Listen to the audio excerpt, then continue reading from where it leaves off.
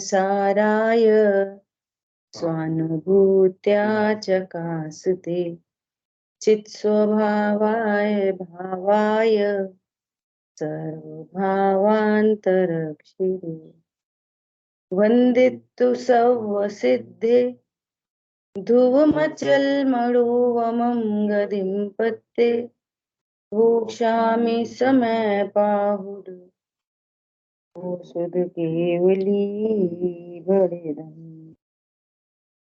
समय सारजी ग्रंथाधिराज सर्वशुद्ध ज्ञान अधिकार, और इस अधिकार की आज हम लोग अंतिम गाथा पर स्वाध्याय करेंगे। बहुत ही महत्वपूर्ण गाथा है।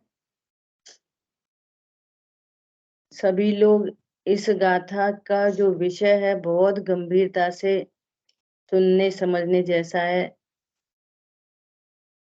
यहाँ पर वापस तत्वार्थ की चर्चा आ रही है। हम देखेंगे कि यहाँ कितने तत्वार्थ हैं। ये समझ लो एक तरह से पूरा समय प्रवचन सार जी और समय सार दोनों का विषय है इस 415 गाथा में। देखो, अब भगवान कुंद कुंद आचार्य देव इस ग्रंथ को पूर्ण करते हैं, इसलिए उसकी महिमा के रूप में उसके अभ्यास इत्यादि का फल इस गाथा में कहते हैं। समय प्रावर्त ग्रंथ के अभ्यास का क्या फल है वो कहते हैं। हमने समय सार जी तो पूरा पढ़ लिया, अब क्या करें। कह रहे हैं कि जो समय सार ग्रंथ को पढ़ता है, स्वाध्याय करता है, उसको उत्तम सौख्य की प्राप्ति होती है, ऐसा कह रहे हैं इस गाथा में। ये तुमने कैसा पढ़ा कि उत्तम सौख्य नहीं हुआ, और फिर प्रश्न कर रहे हैं कि अब क्या करें। गुरुदेव श्री ने इस ग्रंथ को कभी भी स्वाध्याय से हटने नहीं दिया। 415 गाथाएं पूरी हुई, फिर वापस पहली गाथा, फिर 415 पूरी हुई, फिर पहली गाथा। 19 बार तो उन्होंने प्रवचन किए इस ग्रंथ पे सभा में। ये ऐसा ग्रंथ है ना। देखो, अपन 415 गाथा पढ़ते हैं। जो समय पाहुड़ मिडम पड़ी दूड़म अथ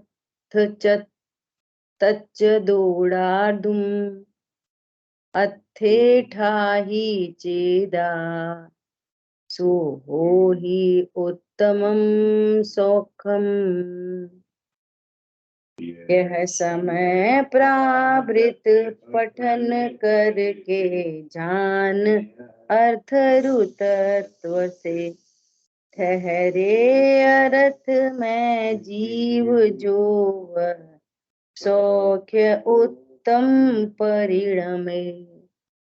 देखो क्या कह रहे हैं, समय प्रावृत का पठन करके क्या करना, अर्थ और तत्व से दोनों से जानना। वस्तु का अर्थ और तत्व, अकेला तत्व जाना तो सिद्धि नहीं होगी, अकेले अर्थ को जाना तो सिद्धि नहीं होगी। कैसे जानना, अर्थ और तत्व से। और फिर क्या करना, ठहरे अर्थ में जीव जो। ठहरना कहाँ पर है, अर्थ में, तत्व में नहीं, अर्थ में।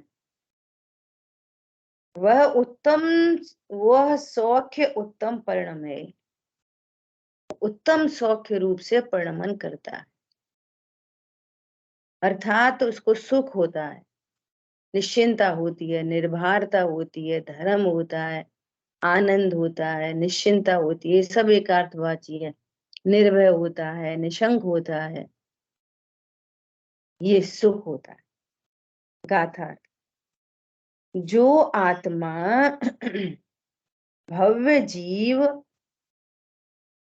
इस समय प्रारब्ध को पढ़कर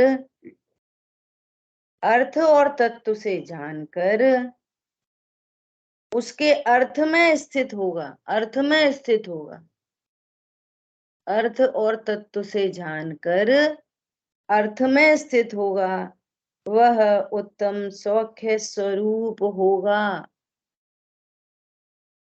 देखो फिर स्टार्टिंग से एकदम, यहाँ पर जीव नामक वस्तु, जीव में द्रव्य गुण पर्याय, इसी को बोले उत्पाद व ध्रुव युक्तम सत। ठीक है, ध्रुव सदा एक रूप रहने वाली वस्तु, और यहाँ ज्ञान श्रद्धा चार की पर्याय उत्पन्न हो रही है, अनादि से सभी जीवों को उत्पन्न हो रही है। ज्ञान में क्या है? अज्ञान मोह राग द्वेष, अज्ञान मोह राग द्वेष उत्पन्न हो रहे हैं। अब जिस ज्ञान ने, यहाँ पर कह रहे हैं भव्य जीव, भव्य जीव मतलब वो ज्ञान, भव्य जीव किसको कहना? जिस ज्ञान में मैं ज्ञायक हूं ऐसा निर्णय अनुभव करने की शक्ति होती है, वो भव्य जीव है। तो भव्यता कहाँ पर है? ध्रुव में नहीं, ज्ञान में, श्रद्धा में, चारित्र में। तो भव्य जीव इस ज्ञान से तत्व और अर्थ को जाने और फिर अर्थ में संतुष्ट हो। क्या? मैं एक ध्रुव ज्ञायक हूं, ऐसा जाना, विश्वास हुआ, तो निश्चित रूप से उत्तम सौख्य को प्राप्त हुआ, परिणमन हो जाता है। अज्ञान मोह राग द्वेष की जो पर्याय थी वे रत्नत्रय में परिणमित हो जाती हैं, सम्यक दर्शन ज्ञान चारित्र में परिणमन कर जाती है। परिणाम अज्ञान मोह राग द्वेष जो दुखमयी पर्याय थी वे सुखमयी पर्यायों में परिणमित हो जाती है। कब? कब? जब अपने स्वरूप को तत्व अर्थ से जाने। पिछली क्लासों में कल परसों बहुत चर्चा हो गई कि दुख बाहर से है नहीं और सुख भी बाहर से है नहीं। अज्ञान मोह राग द्वेष की पर्याय दुख, सम्यक दर्शन पर ज्ञान चारित्र की पर्याय सुख। बाहर में तो बीच में अत्यंत अभाव की दीवार है। बाहर में चाहे जैसा परिणमन हो, उससे सुख दुख का संबंध नहीं। हरी बात समझ में?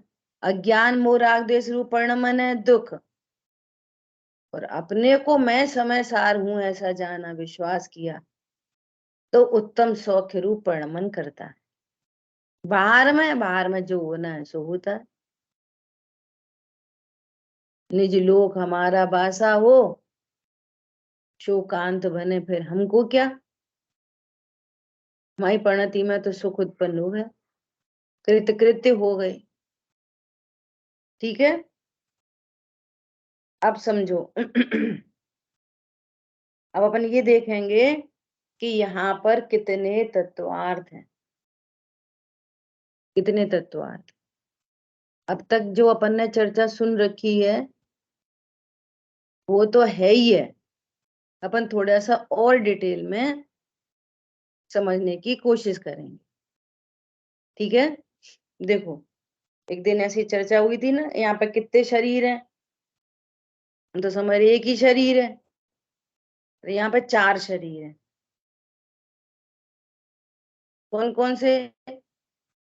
उदारिक शरीर, तेजस शरीर, कार्मण शरीर, और इन्हीं एंगल से बोलते हैं ज्ञान शरीर।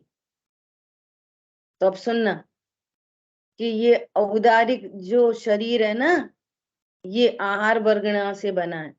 तो यहाँ पर आहार वर्गणा के अनंत पुद्गल, असंख्य, अनंत नहीं असंख्य पुद्गल परमाणु, एक एक पुद्गल परमाणु न्यारा न्यारा है। समझ में आ रही है बात? तो असंख्य तो आहार वर्गणा वाले परमाणु हो गए असंख्य, तो ये असंख्य तत्वार्थ हो गए अलग से। ठीक है, फिर तेजस शरीर, ये तेजस शरीर अनंत पुद्गल परमाणु से मिलके बनता है। औदारिक शरीर ये असंख्य आहार वर्गणा से बनता है, और तेजस शरीर अनंत वर्गणाओं से बनता है, और कार्मण शरीर वो भी अनंत से बनता है। तो तीन तो ये पुद्गलात्मक हो गए, ठीक है। अब बात आए जीव की। अपने को तो जीव से मतलब है, मैं मेरे को पहचानूं मैं कैसा हूं। तो जीव कैसा है कि द्रव्य गुण पर्याय वाला। जीव कैसा है? द्रव्य गुण पर्याय वाला। तो द्रव्य भी एक अर्थ है, गुण अर्थ है, और पर्याय अर्थ है। द्रव्य अर्थ, गुण अर्थ, और पर्याय अर्थ। मेरे को गाथा का नंबर याद नहीं आ रहा, ये प्रवचन सार जी की गाथा है, और टोडरमल जी ने भी लिखा है एक जगह।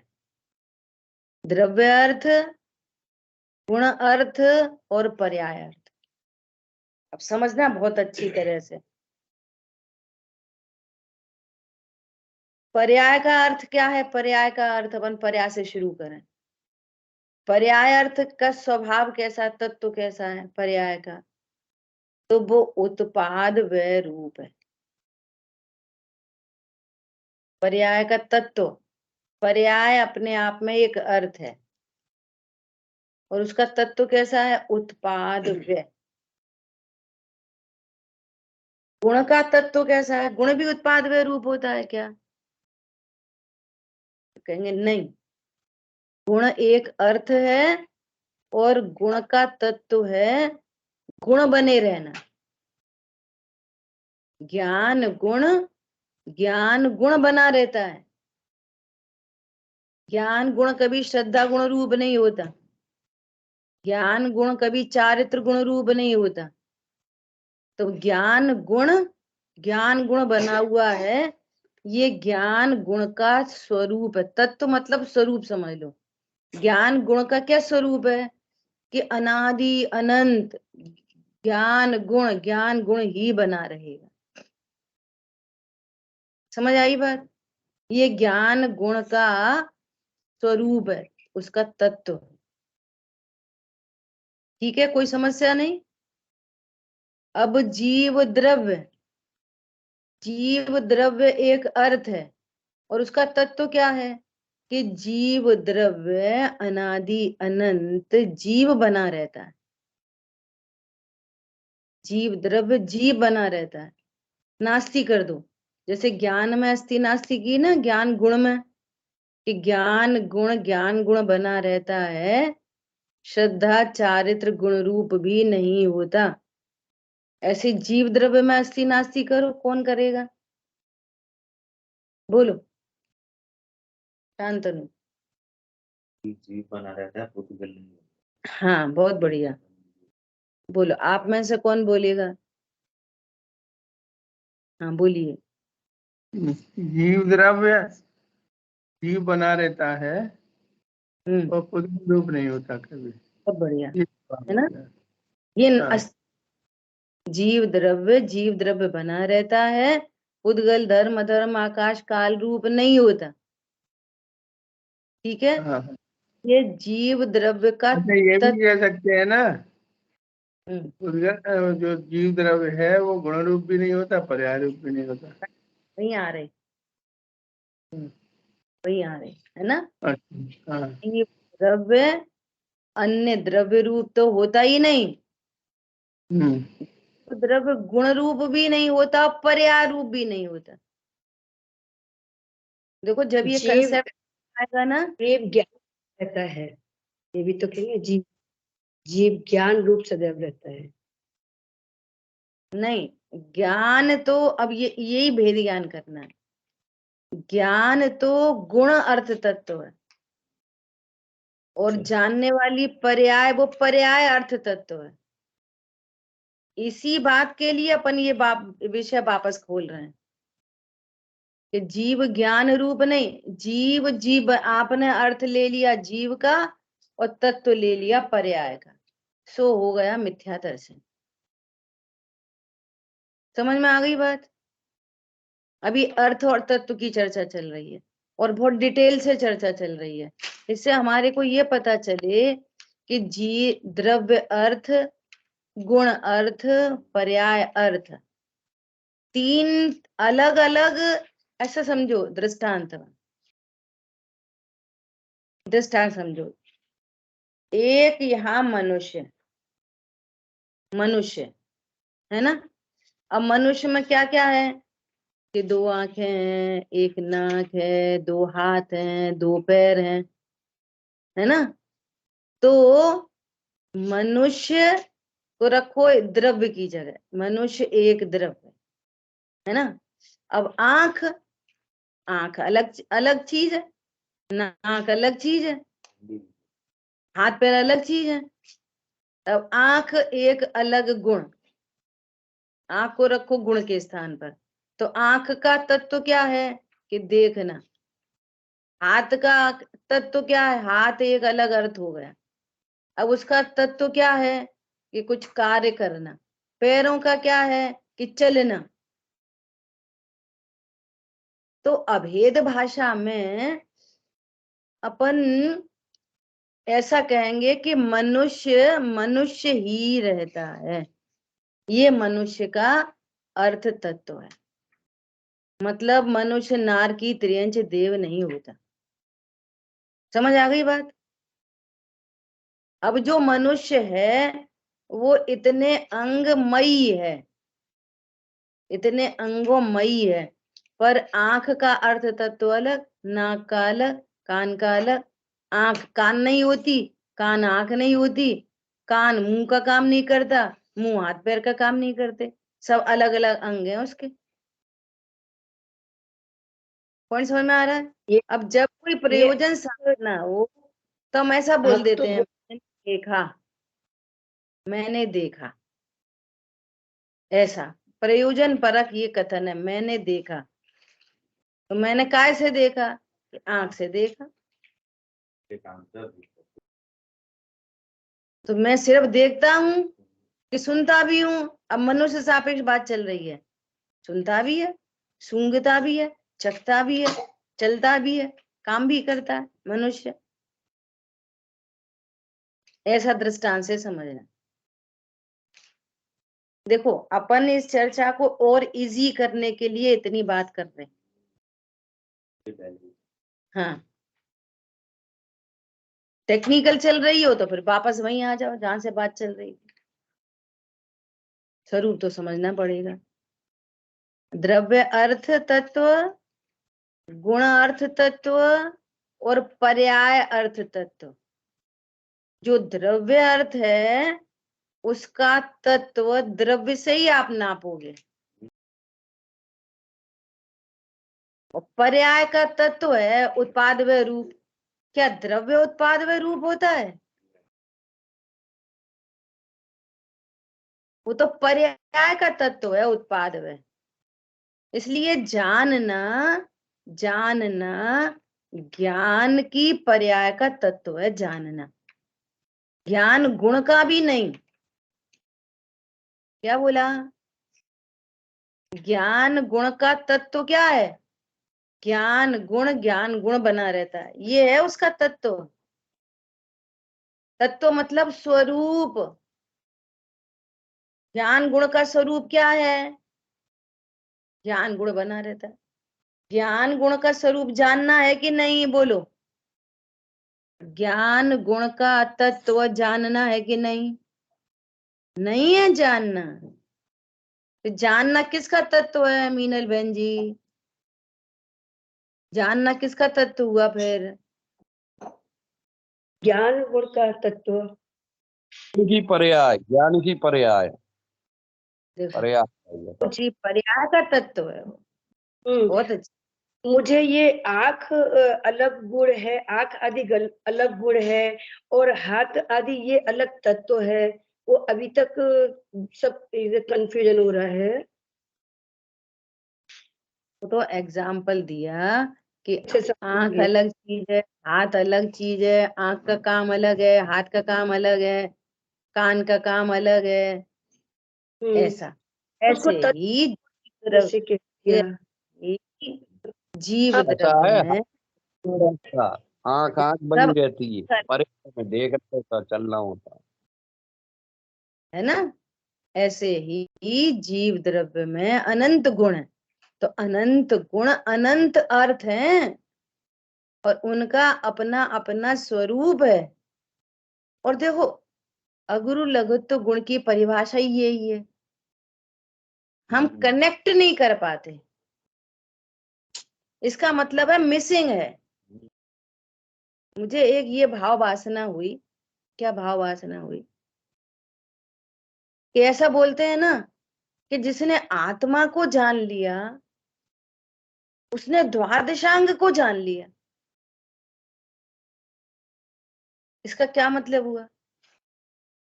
इसका मतलब ये हुआ कि सारे सिद्धांत एक दूसरे को कनेक्ट करते हैं, इसलिए वो द्वादशांग हो जाता है।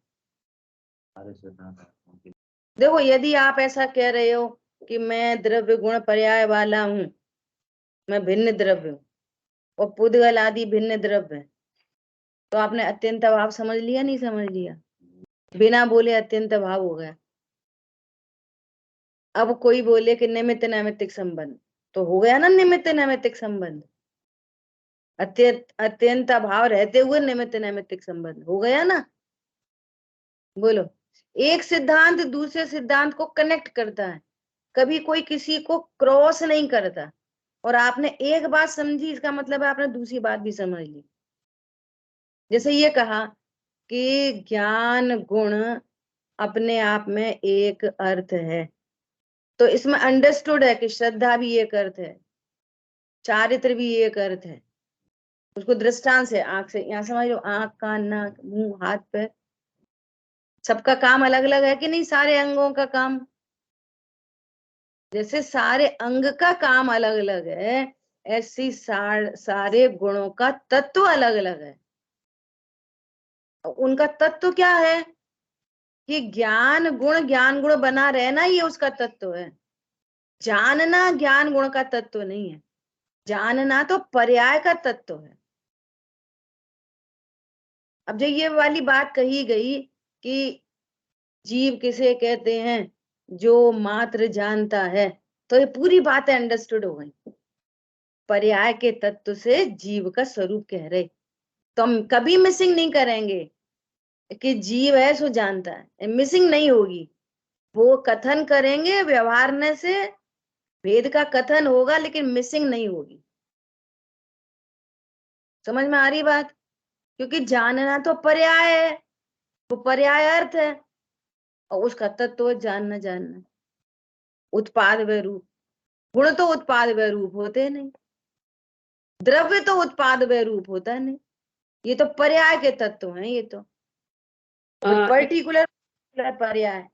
ये जानना पूछा तो हमने ज्ञान गुण की पर्याय कहा, तो इसको करेक्ट कैसे फिर से एक बार बताना है? जानना ज्ञान गुण की पर्याय, मुझे ये समझा है, तो अगर ये गलत है तो सही कैसे है? ज्ञान गुण की पर्याय बराबर है? आपने ज्ञान बोला, पर्याय नहीं बोली थी आपने, ज्ञान गुण बोला था।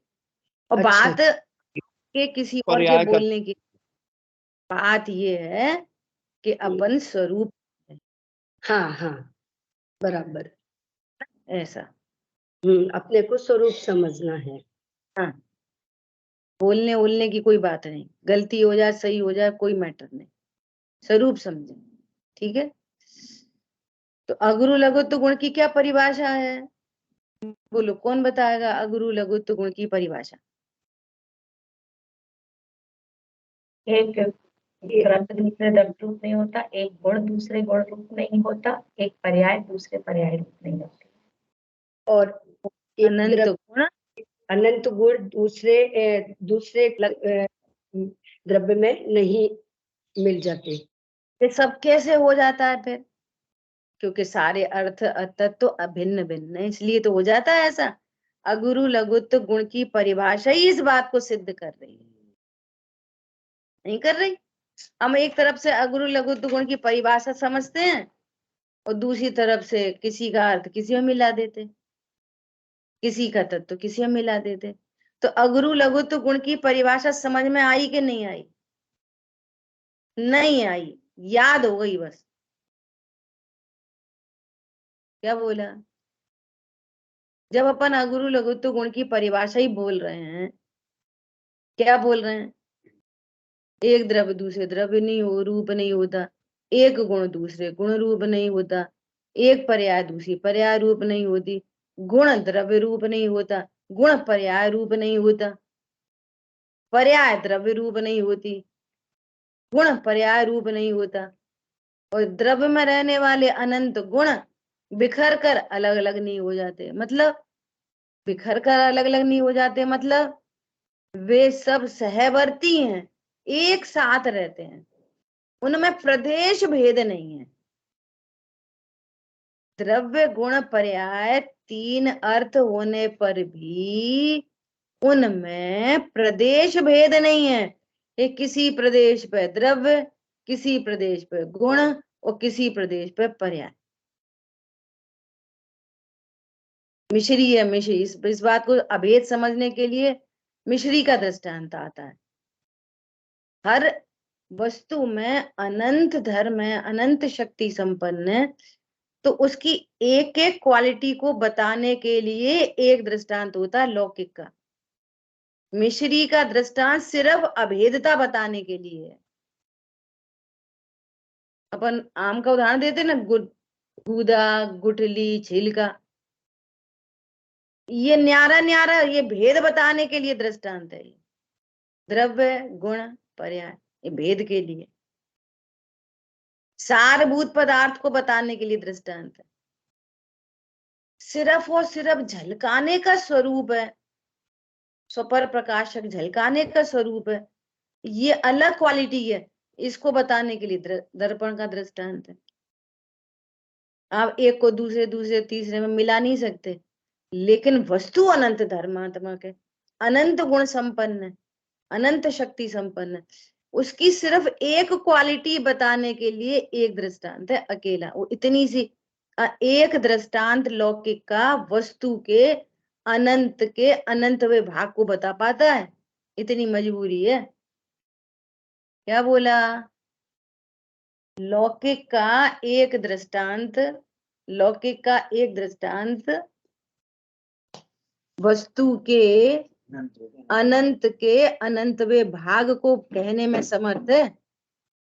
वस्तु इतनी अनंत धर्मात्मक है, इतनी सी बात बताई बस, अभेदता। दीपक के दृष्टांत से अकेली इतनी बात कह पाए, स्वपर प्रकाशकता,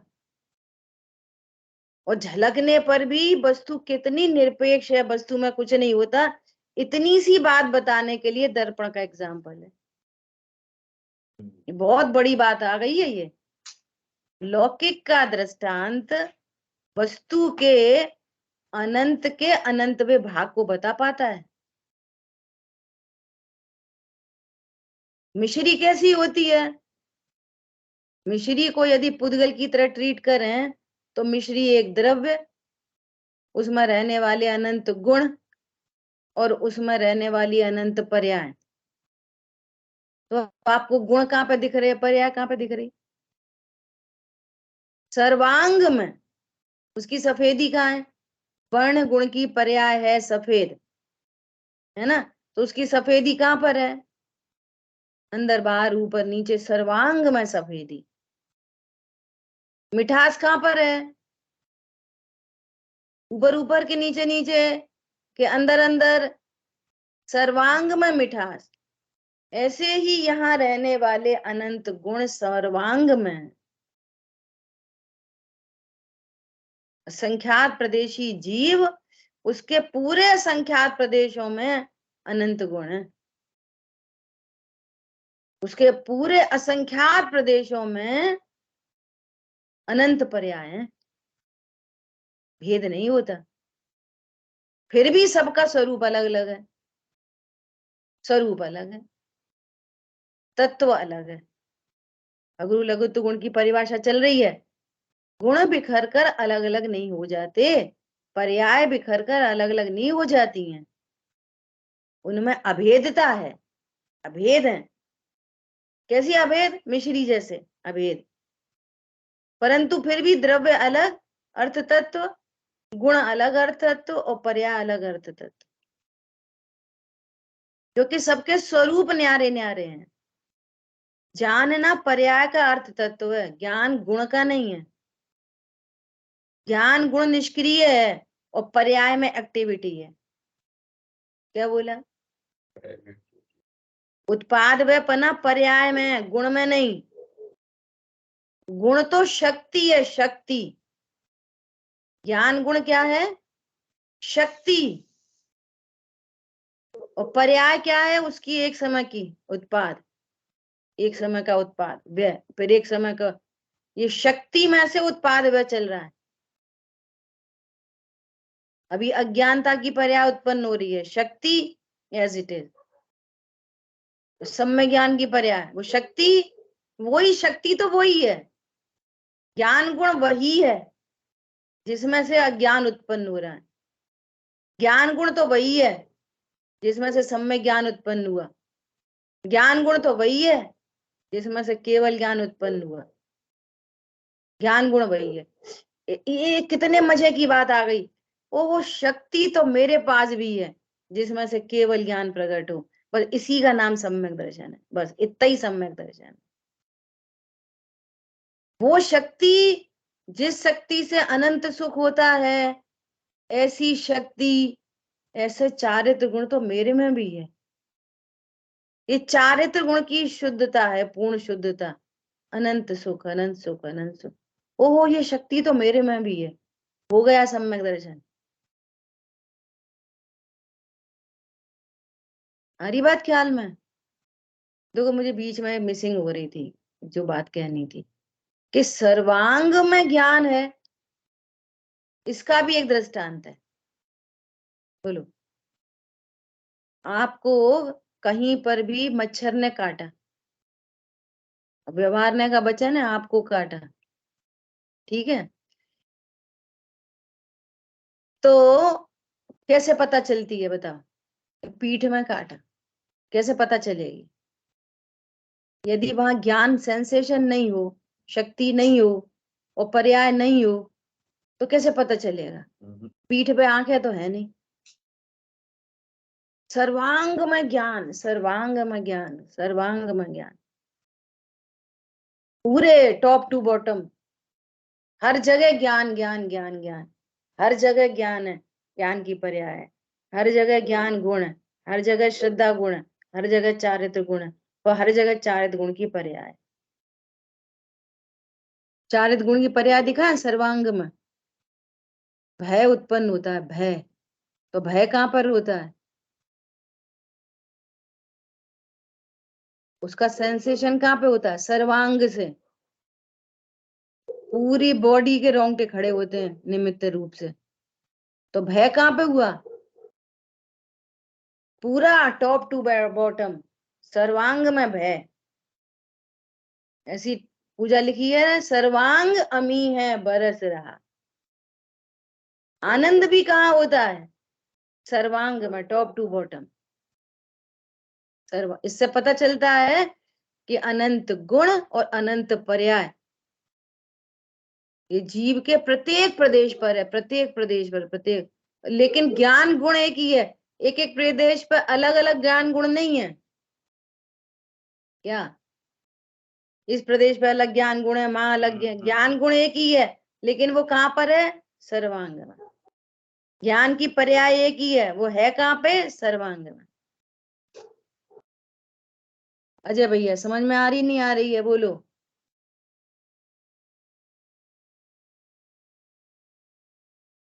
चलो बढ़िया, ठीक है।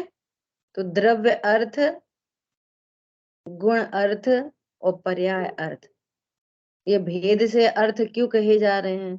किसी, इसलिए कि किसी का अर्थ और किसी का तत्व, किसी का किसी में मिलाना नहीं। जानना, जानना पर्याय का अर्थ है, न गुण का अर्थ है और न द्रव्य का अर्थ है। द्रव्य का अर्थ क्या है? जीव द्रव्य, जीव द्रव्य बना रहता है। जिसको अपन रोज रोज बोलते रहते हैं, ज्ञायक तो ज्ञायक ही रहता। ज्ञायक ज्ञान गुण भी नहीं है और ज्ञायक ज्ञान की पर्याय भी नहीं। पर्याय का अर्थ तो न्यारा, गुण का अर्थ तत्व न्यारा और द्रव्य का अर्थ तत्व न्यारा। ये क्या कह रहे हैं, जो इस तरह से देखो, जो भव्य जीव इस समय प्रारब्ध को पढ़कर अर्थ और तत्व से जानकर फिर उसके अर्थ में संतुष्ट होगा, वह उत्तम सौख्य स्वरूप होगा, उत्तम सौख्य रूप परिणमित हो जाएगा। सब में ज्ञान हो जाएगा, उसको सच्चा ज्ञान हो जाएगा, सच्ची बात समझ आ जाएगी। और सच्ची समझ के नाम तो धर्म है। और क्या है धर्म? और क्या है धर्म, बोलो। मनुष्य किसे कहते हैं? सातिशय ज्ञान का धारी, सातिशय ज्ञान, स्पेशल ज्ञान का धारी होता है मनुष्य।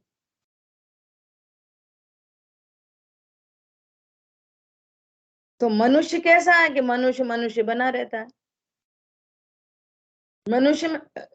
मनुष्य में क्या क्या होते हैं? आंख, कान, नाक आदि आदि अनेक अंग। उन अंगों का क्या कार्य है? ये सबका अपना अपना कार्य है, अपना अपना स्वरूप है। आंख का स्वरूप देखने का, वो आंख अर्थ तत्व है। आंख अर्थ तत्व क्या है? आंख, आंख आंख बनी रहती है, नाक नहीं होती। और आंख का तत्व देखना किसका तत्व है? तो उसके कार्य का अर्थ तत्व। समझ आ गई बात? ऐसा दृष्टांत है, समझ लीजिए।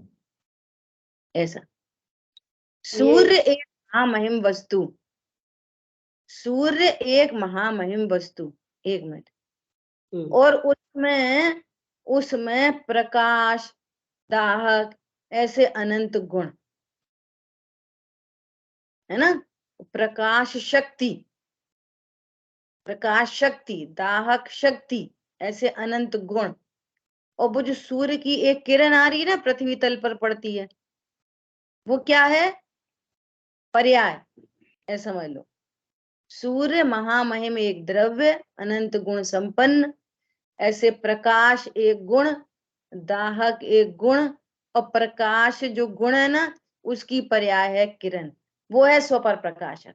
कौन? किरण। वो सूर्य का भी परिचय देती है और उसमें पूरी पृथ्वी जगमगा जाती है। ऐसा द्रव्य, गुण, पर्याय। ठीक है। प्रकाश गुण की पर्याय उजाला करेगी, दाहक गुण की गर्मी करेगी। हाँ, बहुत बढ़िया। ऐसा अब अलग अलग हो गई ना, अलग अलग गुण, तो अलग अलग गुणों की अलग अलग पर्याय। अब सुनो, जो प्रकाश गुण है ना, वो उजाला नहीं करेगा, पर्याय उजाला करेगी। समझ आई बात? और जो दाहक गुण है ना, वो गर्मी नहीं देगा, उसकी पर्याय गर्माहट देगी। ये गुण और पर्याय में अंतर है। देखो, और इसको भी समझो, गुण शक्ति और पर्याय में एक्टिविटी है ना। और इन शक्तियों का धारी द्रव्य मैच बॉक्स है, मैच बॉक्स। तो कैसा है मैच बॉक्स? शक्ति संपन्न द्रव्य है ना। और जब वो एक काड़ी रब होती है ना ऐसे, तब उसमें से प्रकाशकत्व और दाहकत्व उत्पन्न होता है। माचिस में नहीं, माचिस को खोलो कितनी गर्म है, शक्ति गर्म नहीं होती, पर्याय गर्म होती है, एक्टिविटी पर्याय में होती है, द्रव्य और गुणों में एक्टिविटी नहीं होती। वे शक्तिमान है, वे। समझ में आ रही है बात? अब उसको छुओ माचिस को, तो कितनी गर्म लगेगी, उसमें से कितनी लाइट आ रही है, ना गर्म दिख रही ना लाइट आ रही। लेकिन वो उसकी एक काड़ी होगी, वो भी रब करके आई ऐसे, तो उसमें उसमें है प्रकाश, इसमें है दाहकत्व। ये तूफान मचा देगी एक काड़ी। विस्फोटक पदार्थ। इससे ये समझ में आया अपने लिए कि पर्याय में एक्टिविटी होती है, द्रव्य में कुछ होता नहीं। हाँ, कही जा रही है द्रव्य में कुछ होता नहीं, गुणों में कुछ होता नहीं। हाँ। अब ये जो डेफिनेशन बताई थी कि द्रव्य अर्थ, गुण अर्थ, पर्याय अर्थ, तो द्रव्य अर्थ की तो समझ में ये आई कि द्रव्य, जीव द्रव्य तो जीव द्रव्य ही बना रहता है। ऐसे ही गुण अर्थ और पर्याय अर्थ की डेफिनेशन एक लाइन में कैसे कहेंगे? गुण गुण बने रहते हैं और पर्याय उत्पाद व रूप होती है। बस शुरू इतना। ठीक और ठीक। अलग अलग पर्याय का उत्पाद व अलग अलग है।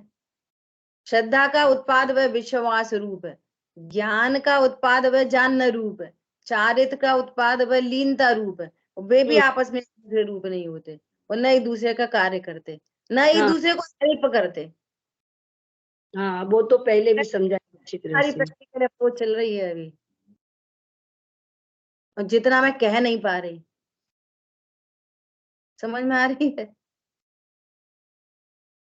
अब सुनो, अब सुनो, जीव द्रव्य बना रहता है। अब अपन ध्रुव की बात कर रहे हैं। अपन ने भी द्रव्य, गुण, अर्थ, पर्याय अर्थ तीनों अलग अलग देखे। अब इसको अगर समराइज करेंगे तो चूंकि द्रव्य एक रूप रहता है, अनंत गुण भी एक रूप रहते हैं, है ना?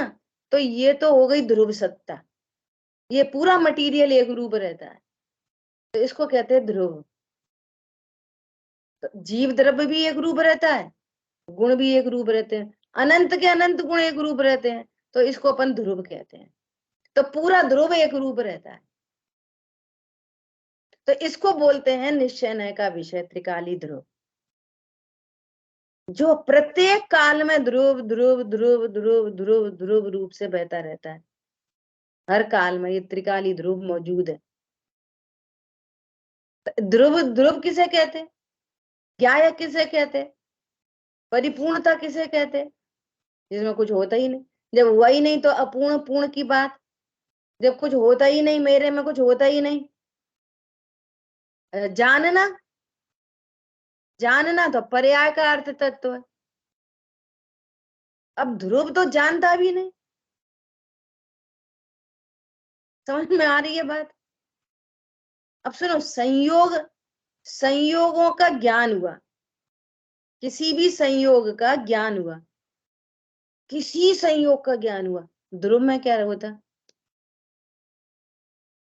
मैं पना कहाँ स्थापित करना, अर्थ में संतुष्ट हो, मैं तो ध्रुव हूं, मैं तो ध्रुव हूं, है ना? संयोगों में कुछ भी कम ज्यादा हो, मेरे में क्या हुआ? मेरे में क्या होता है? कुछ नहीं। तो जब कुछ नहीं होता तो आनंद हो गया ना कि उनमें कुछ भी हुआ, मेरे में कुछ नहीं हुआ। मजे आ गए।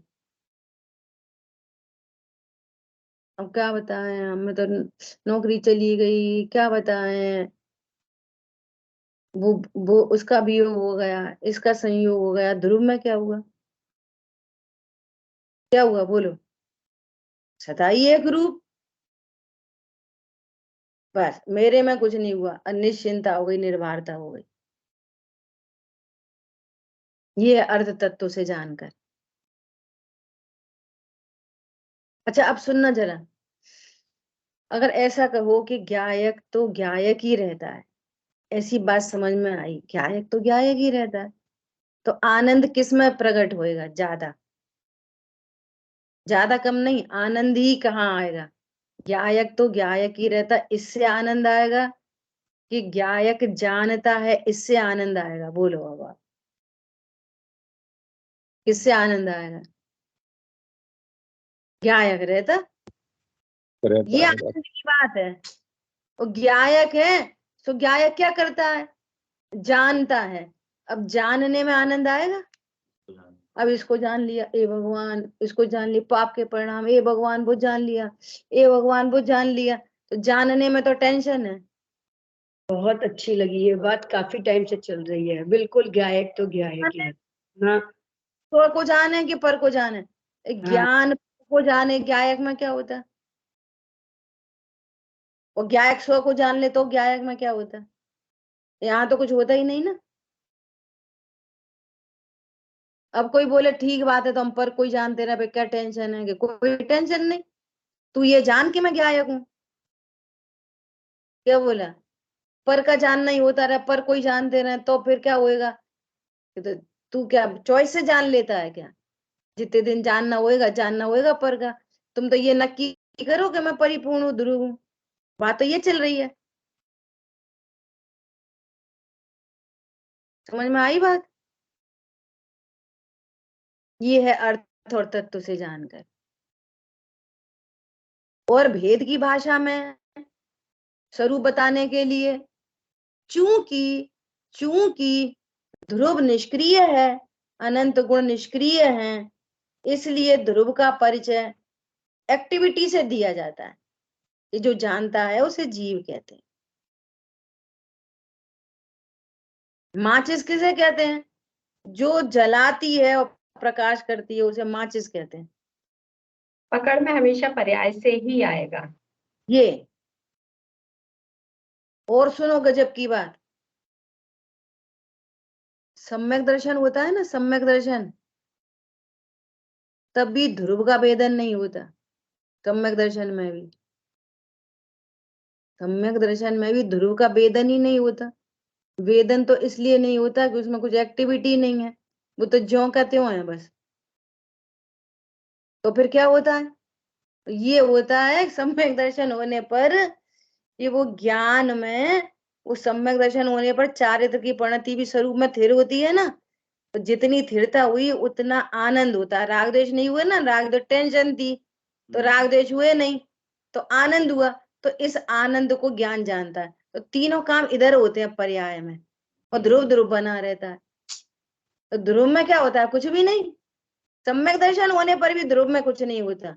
तो फिर क्या होता है कि ज्ञान की पर्याय में इस आनंद का वेदन होता है और लक्ष्य ध्रुव का बना रहता है। ध्रुव का लक्ष्य होता है अकेला, ध्रुव का वेदन नहीं होता। ध्रुव का लक्ष्य होता है और आनंद प्रकट हो जाता है। आनंद प्रकट होता है ना, तो ज्ञान उस आनंद को भी जान लेता है। ज्ञान का काम ही है जानना। तो ज्ञान ने आनंद को भी जान लिया, आनंद को जान लिया तो मजे आ गए। बस इतनी बात है। तो ध्रुव में क्या हुआ कि कुछ नहीं। इसलिए बोला जाता है कि सम्यक दर्शन होने पर भी मेरे में क्या होएगा। इसलिए सारी पर्यायों का लक्ष्य छूट के, सारी पर्यायों का लक्ष्य छूट के ध्रुव का लक्ष्य होता है ना, तो सहजपने आनंद प्रकट होता है। इसलिए बोला जाता है कि वो सम्यक दर्शन भी मेरे में नहीं आता। सम्यक दर्शन से भी मुझे क्या, उसका अर्थ ये है कि ध्रुव दृष्टि इतनी जोरदार जबरदस्त है कि जिससे सम्यक दर्शन की भी चाह मिटती है, तो सम्यक दर्शन हो जाता है। हरी बात समझ में है? देखो, अभी एनसीआर में भूकंप आया। अब भूकंप आता है, सोई फोन खटकने लग जाते हैं। कुछ हुआ तो नहीं, दिक्कत तो नहीं, ऐसे ऐसे। अब फोन आया, समझना जरा, फोन आया। अब जो फोन करने वाला है वो आकुलित है, क्या हुआ मेरे परिवार का, क्या हुआ मेरे परिवार का, क्या हुआ। अब वो ऐसा फोन किया, क्या, यहाँ सब ठीक है। क्या बोला? यहाँ सब ठीक है। तो न तो वो इधर आया और ना अपन वहां गए। अकेला लक्ष्य में क्या आ गया? सब ठीक है, ध्रुव सब ठीक है। ध्रुव में कुछ नहीं हुआ। तो आए गए तो है नहीं, ना बेएनसीआर आए और ना अपन वहां पे गए। बस लक्ष्य में क्या आया? सब ठीक है। तो सब ठीक से ही तो आनंद होता है। सुबह तो आनंदित हो गया। अपन गए क्या वहां? वो यहाँ पर आए क्या? एक खबर, इधर सब ठीक है। ऐसे ही आचार्य भगवान कह रहे हैं, इधर सब ठीक है। भूकंप आया, संयोगों में भूकंप आया, इधर सब ठीक है। अच्छा सब ठीक है, मेरे में सब ठीक है।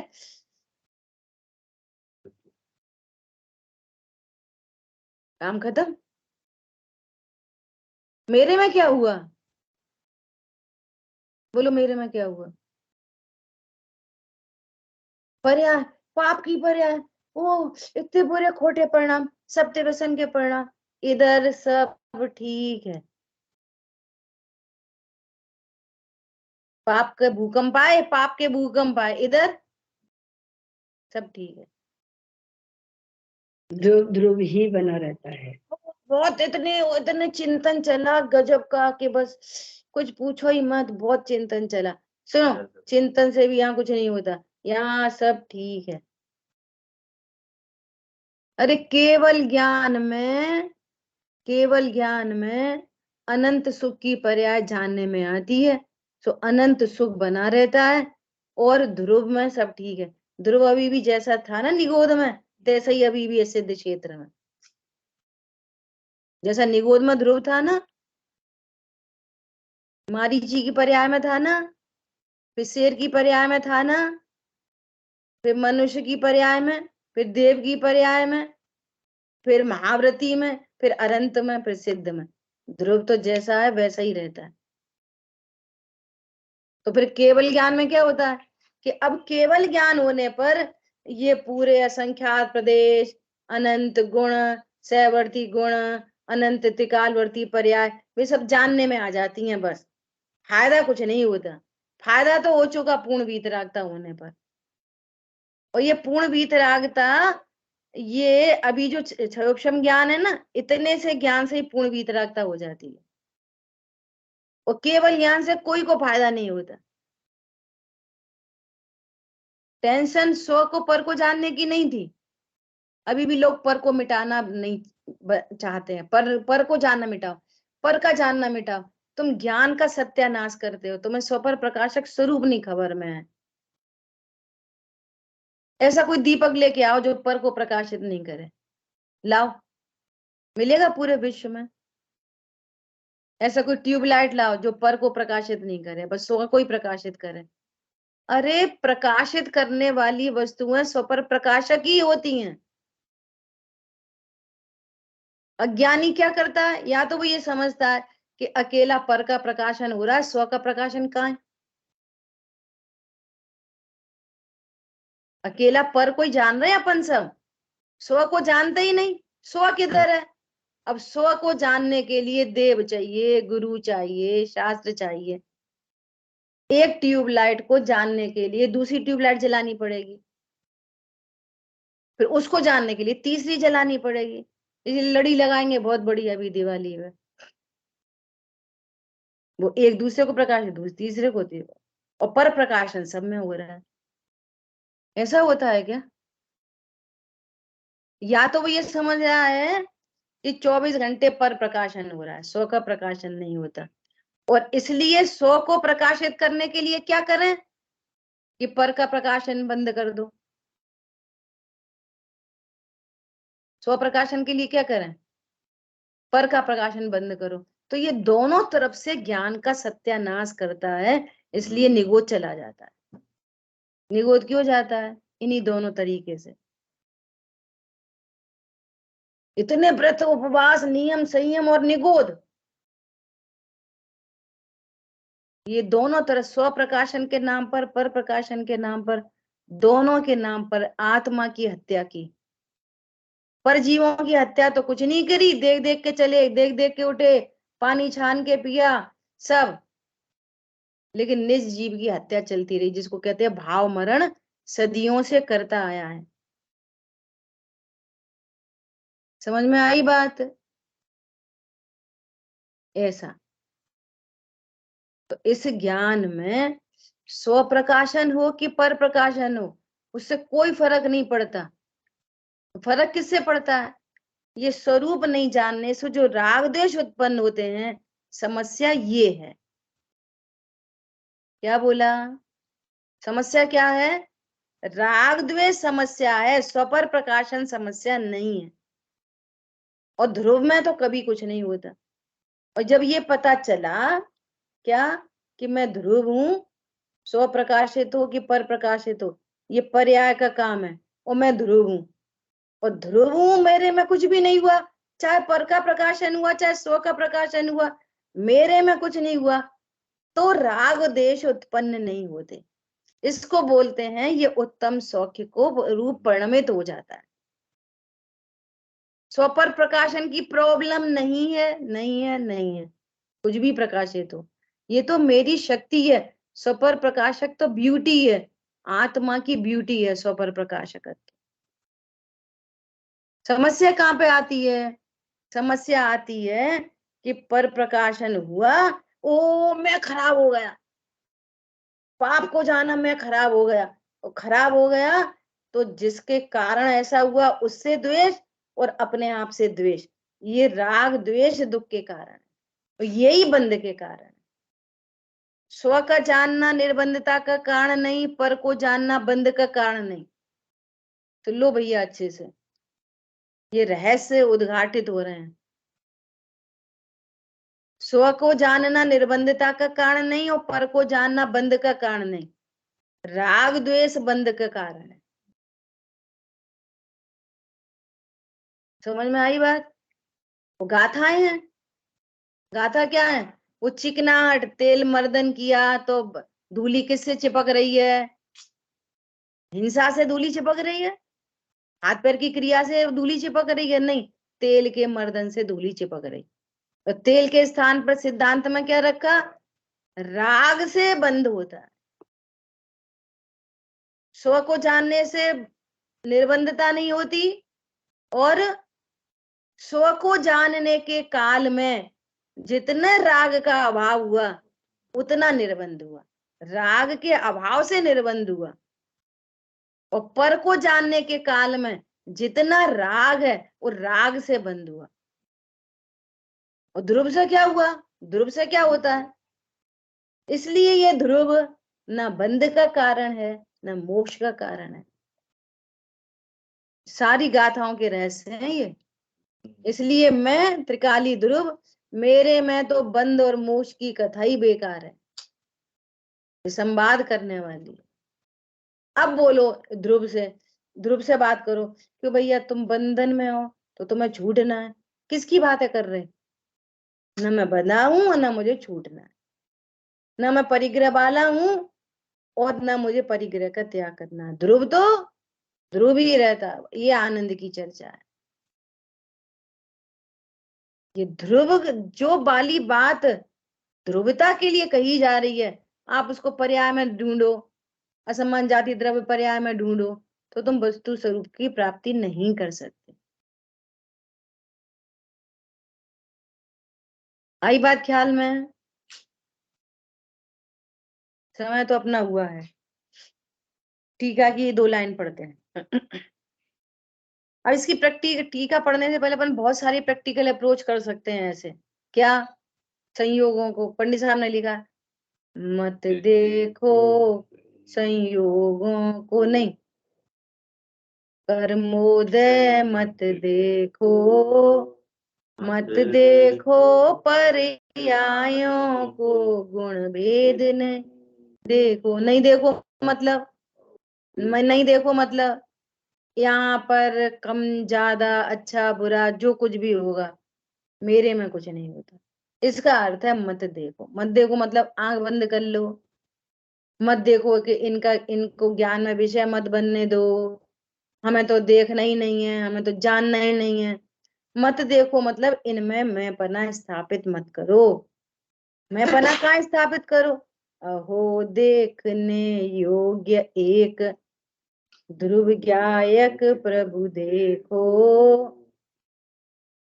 कैसे देखें? कैसे देखें? दिखता तो है नहीं।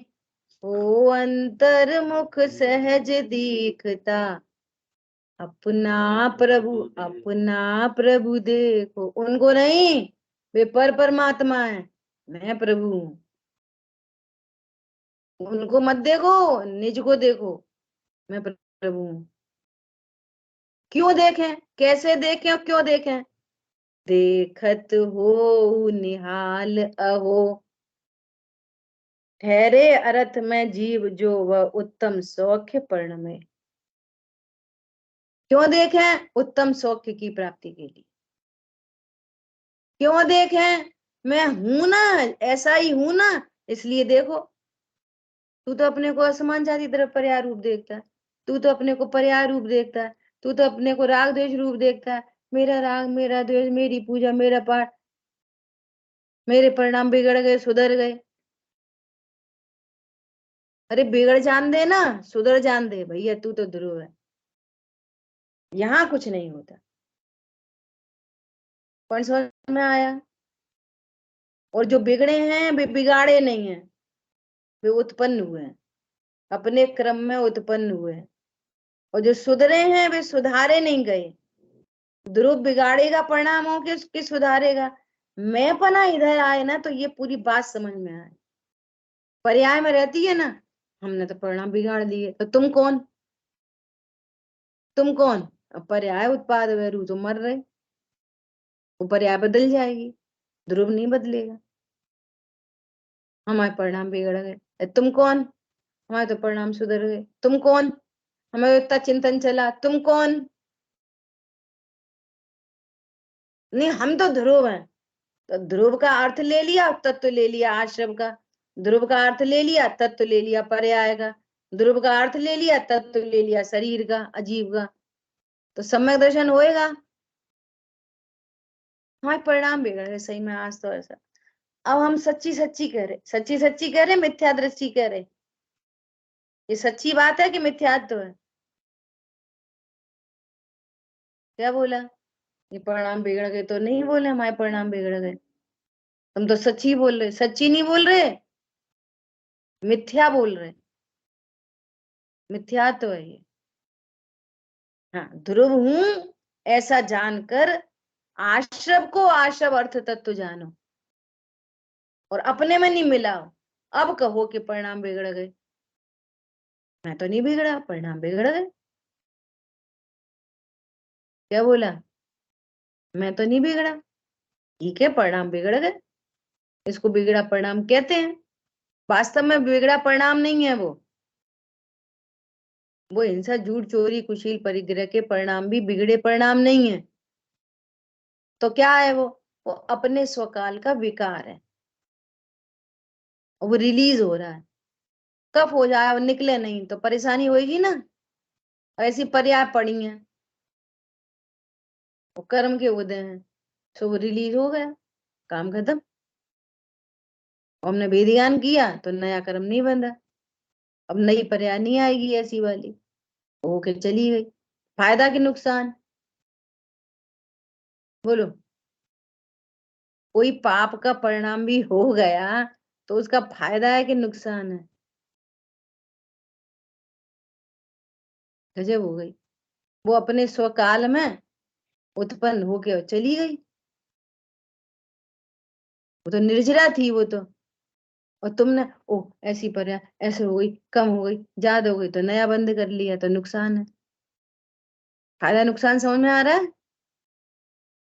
अरे इधर भूकंप है बहुत, मेरे में कुछ नहीं होता।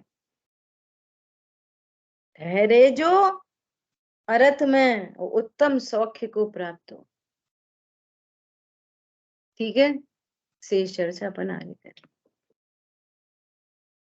जिन वाणी के ज्ञान से सूझे लोकालो, तो वाणी मस्तक नम सदा देत हूँ लो। बोलिए द्वाशांगमयी जिनवाणी माता की जय। जय जिनेन्द्र सभी को।